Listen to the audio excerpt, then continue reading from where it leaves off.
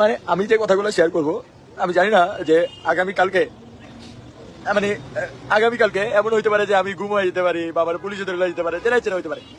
কিন্তু আমি আজকে যা বলবো, হ্যাঁ আপনাদের, আমি 100% সত্য কথা বলবো। And আপনারা আপনারা আমার জানেন আমি একটা লুচ্চা, পরকীয়াকারী, 2 নাম্বার বাটপার। আমার আপনারা যা মনে করেন আমি যেটা,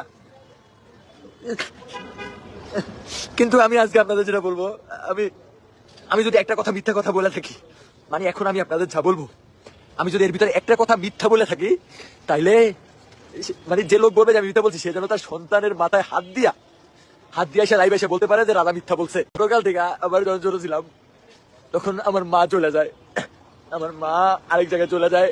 এরপর অনেক কষ্টে আমি বড় হয়েছি, ফুফুদের লাত্তি উষ্টা খায়া এরপর আমি বড় হয়েছি, ঠিক আছে। তো ফুফুদের লাত্তি উষ্টা খায় আমি বড় হয়েছি, ভালো কথা, সমস্যা নাই। লাত্তি উষ্টা খাই, চা খাই, অনেক বড় স্টোরি, আমি এটা আপনাদের বলবো না বা অন্য সময় বলবো। কিন্তু তারা আমাদের বড় করতে, আমার মা জোরকাল বেলা চলে গেছে। এরপর আমি বিয়ে করলাম, আমার লাইফে আমার প্রথম বউ, আপনারা সবাই চিনেন, যাকে আমি ছোট থেকে মানুষ করছি, এক কথায় আমি ছোট থেকে বড় করছি, আমার বউ।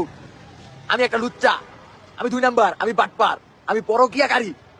আমার কত কিছু না বানাইছে তারা, তাই না? আচ্ছা ঠিক আছে, আমি সব মানছি, আমি পরকীয়াকারী, 2 নাম্বার, বাটপার, চিটার, ঠিক আছে, আমি সব মানছি গাইজ, আমি এতদিন সব মানছি, কিন্তু আমি আর পারতাছি না, আমি আর পারতাছি না। আমি 2 নাম্বার, বাটপার, পরকীয়াকারী, আপনারা যা যা বলেন আমি সব। আমি বাংলা ছবির নায়ক আছে না, বাংলা ছবির নায়কের মতো সব মাইনা নিছি। সর্বপ্রথম আমি আমার বাবা মার সাথে সংযোগ বিচ্ছিন্ন করি।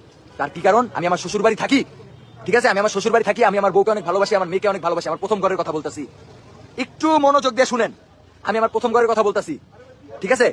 আমি আমার বউকে অনেক ভালোবাসি, আমার বউ জানে, প্রথম ঘর। আমি অনেক কষ্ট করছি তাদের জন্য, দিন রাত পরিশ্রম করছি, গেমার, সারা রাত জায়গা গেমিং করছি যেন টাকা বেশি আসে, দিনের বেলা ব্লগ করছি, রিলস করছি। হ্যাঁ, এবার আমি কি করলাম, আমার বউ হঠাৎ করে বলতেছে তার পড়ালেখা করার ইচ্ছা। শোনো একটা কথা বলি, তোমার উদ্দেশ্যে বলতেছি, আমার প্রথম বউ যারা আমি অনেক ভালোবাসি, তার উদ্দেশ্যে বলতেছি, প্লিজ মানুষের সামনে তো ভালো হওয়ার দরকার নাই, আমার কথাগুলো একটু মনোযোগ দিয়ে শুনো।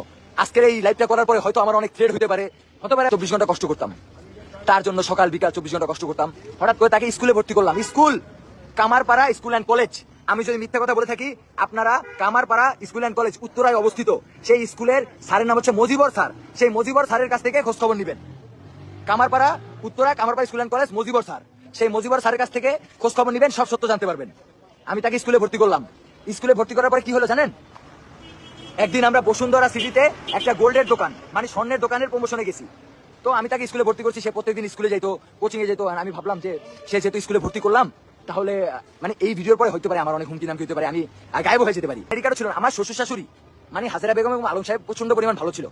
তারা আসলেও ভালো ছিল, বেশিরভাগ হাজেরা বেগম, তিনি অনেক ভালো ছিল, মানে আমার শ্বশুর শাশুড়ি, তিনি আমার অনেক ভালোবাসতো, একবারে মায়ের ভালোবাসা দিছে। আমি সারা জীবন মনে রাখবো। আমার সম্বন্ধী যে ছিল রাসেল, ওটা আমার কলজার টুকরা ছিল, মানে আমার একটা হাতের টালামু, কিন্তু তার কোনো ক্ষতি আমি চাবো না। সে ছিল রাসেল, আমার সম্বন্ধী, আমার ভাই, আমার বন্ধু, আমার সব, ঠিক আছে। আর মেহেরুন মানে রাসেলের বউ, সে ছিল আমার ছোট বোন, আমার আদরের বোন, আমার কলজার বোন, তার আমি প্রচন্ড ভালোবাসতাম। আখি একটা, সরি নাম বলবো না, সরি, তাহলে আমার হতে পারে কালকে পুলিশে ধরে নিয়ে যেতে পারে, ঠিক আছে। আমার বউ প্রত্যেকদিন স্কুল করতো, সকাল 6টা বাজে কোচিং এ যাওয়ার জন্য অনেক আমাকে বিরক্ত করতো। আমি উঠতাম, আমি তো সারা রাত গেমিং করতাম, আমি একটা গেমার, কিন্তু ফ্রি ফায়ার ইনফ্লুয়েন্সার, মাসে 64,000 টাকা বেতন ফ্রি ফায়ার থেকে আমি পেতাম। ব্লক তো সবকিছু, যে পরীক্ষা দিতে পারবে না, প্রেগনেন্ট, টেস্ট পরীক্ষা দেয় নাই। আমি হাত পা ধরছি আমার সম্বন্ধী রাসেল, যে শুধু আমার সম্বন্ধী না, আমার ভাই, আমার বন্ধু, তারা নিয়ে প্রত্যেকদিন দাঁড়ায় থাকতাম, পা ধরতাম, হাত ধরতাম। একটা সময় মজিবর স্যার রাজি হয়েছে, মজিবর স্যার এমনি ভালো মানুষ, ভালো। রাজি হওয়ার পরে ওর পরীক্ষা টরীক্ষা সবকিছু ওকে। এবার আমার বউরে দেখলাম কি কোচিং এ যাওয়ার জন্য প্রচন্ড পরিমাণ আগ্রহী। আমি প্রত্যেকদিন সকালবেলা ঘুম, মানে সারা রাত 5টা বাজে ঘুমাইতাম গেমিং টেমিং কইরা, ঠিক আছে। এবার সকালবেলা উঠতাম, অনেক কষ্ট হইতো, মানে 2 ঘন্টা ঘুম, রাতে 2 ঘন্টা ঘুমলে অনেক কষ্ট হয়। তো এরপরে আমি তার কোচিং এ নিয়ে যেতাম। এমন করতে করতে রাস্তে আমার শাশুড়ি, মানে শাশুড়ি করলে ভুল হবে, আমার মা উনি, হ্যাঁ হাজারা বেগম আমার মা, নট শাশুড়ি, ও চোরা আদর করছে।